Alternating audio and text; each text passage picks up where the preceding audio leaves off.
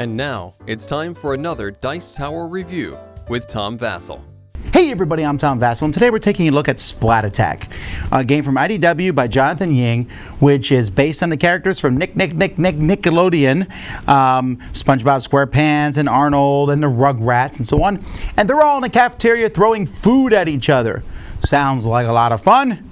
Let's see. This is a miniatures game in which you are throwing Tetris-shaped food at... you know what? Just take a look at it.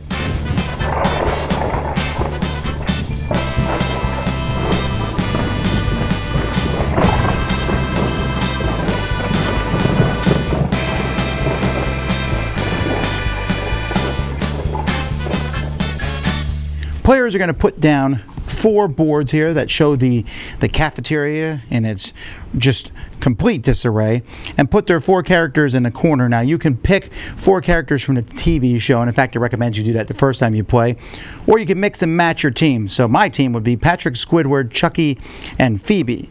But there's also Squidward and Sandy and Tommy and Susie, Angelica and Gaz and Zim and Gur and Dib, Arnold, Helga, Gerald. So those are the different characters. Now each of these characters comes with a card that you're going to have with them that shows the aim of that character, the range of the character, and the speed, as well as a special effect. They also have a grid of squares that you can see as you try to hit that person with various food. Food is going to be in bags here that are 3, 4, and 5, the different types of food that are going to be thrown, and there's a whole deck of food card.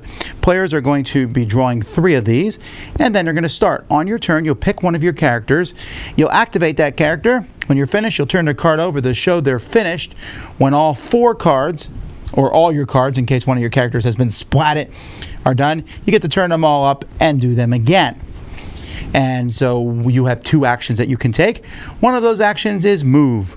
When you move, you're simply going to look at the move action here, your speed, and that's 2. So if Arnold wants to move, Arnold can move 2 spaces.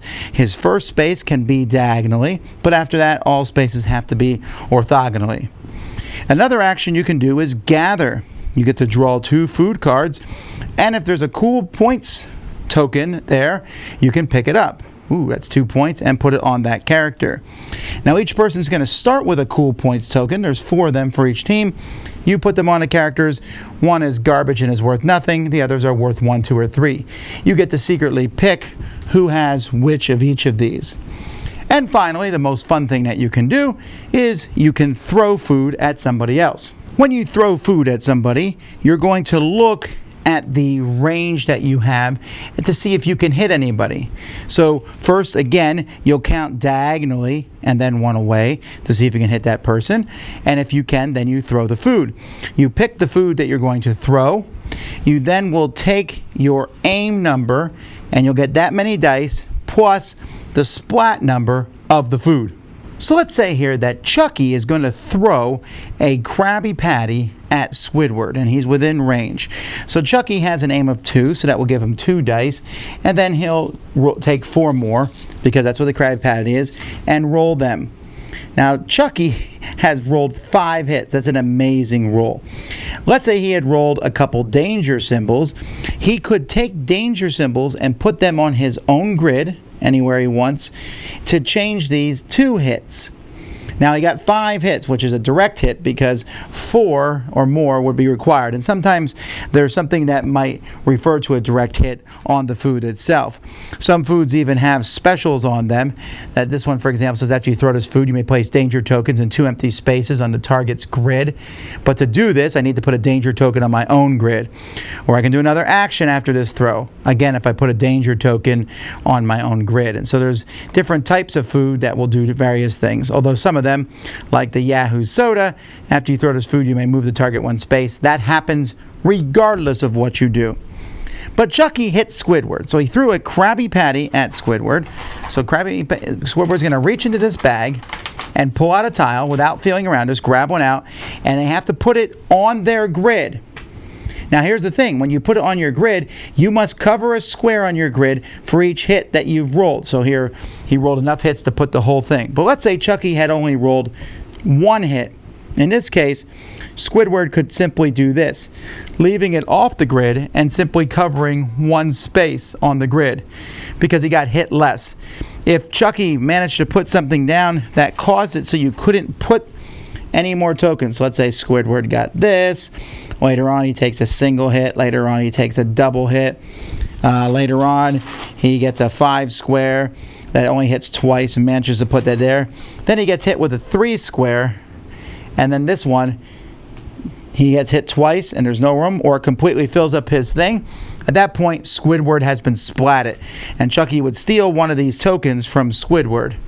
Squidward would also be out of the game, and anything on the board would be dropped into his space. So if he had any tokens, he would drop them. And Chucky would get one of these super cool points, worth 3, for having done it, which of course could be dropped if someone would splat Chucky later on. This will continue. You go back and forth, throwing food at each other, splatting each other, until all the super cool points are gone. A certain number of characters have been splatted, and you can determine at the beginning of the game, they recommend 6, or when one whole team has been splatted. At that point, you're going to add up these points, and danger points, by the way, if they get covered with food by another player, they turn into a point for that player. So you might have a lot of dangers people are going to throw at you trying to cover those up.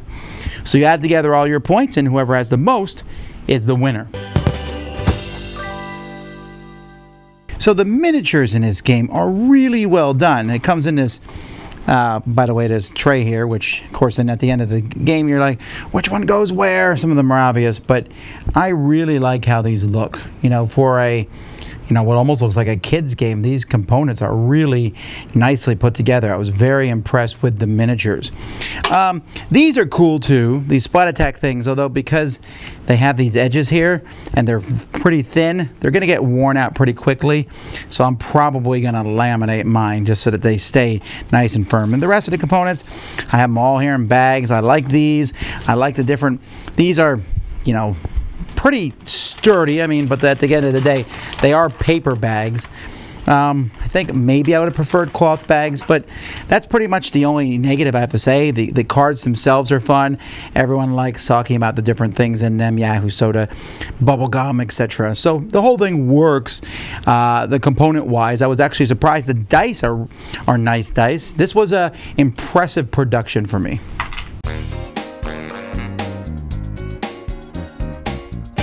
I have to say, folks, Splat Attack was surprisingly good. Now, don't get me wrong.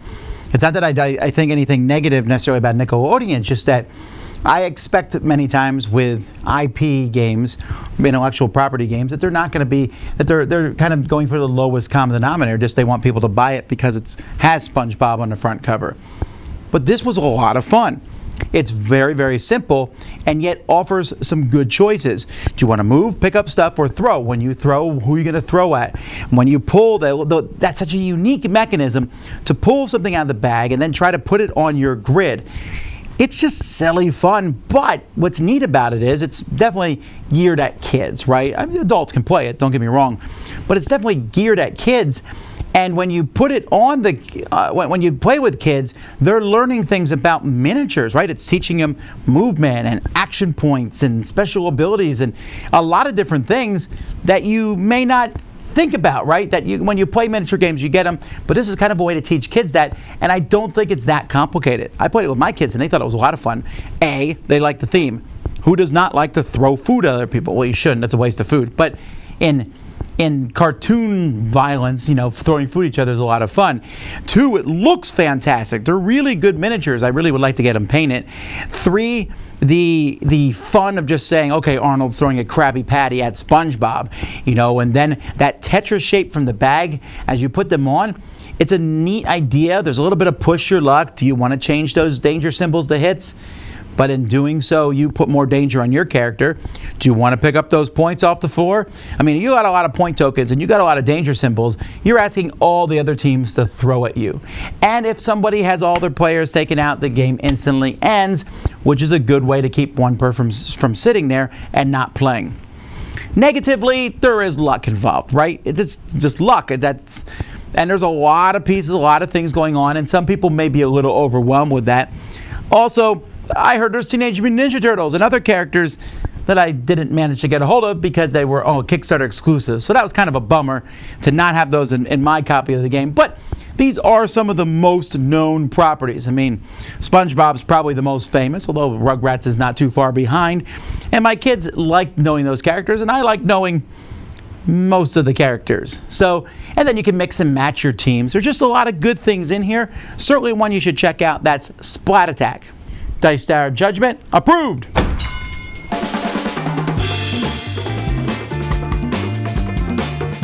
Thanks so much for watching another Dice Tower video. If you enjoy our videos, subscribe to the channel for more fun, comprehensive board game coverage.